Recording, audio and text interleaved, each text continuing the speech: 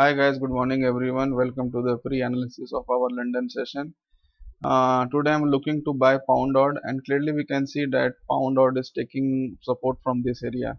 So coming to the 15 minutes, what I want is that price to come somewhat at this level, and from here I would love to grab the buy, keeping my stop loss here and riding it up to this level. Let me show you in the 4 hour one thing that this is already in an uptrend, so I think this should be a clear target. So let's see how this develops when the market open. My next pair is odd CHF. In the odd CHF I am looking this to sell, and I want price to be near about this level. This is my recent support and resistance zone.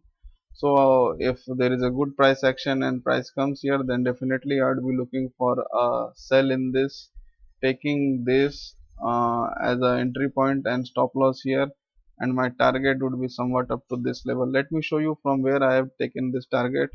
So this I have taken from this zone. So I want this to get up to here. Let's see how this develops when the market opens. So these are all two pairs from my side for today. Please trade safely. Today we have pound news of GDP, so there will be many spikes and many rapid movement in the market. So please trade safely. Thank you.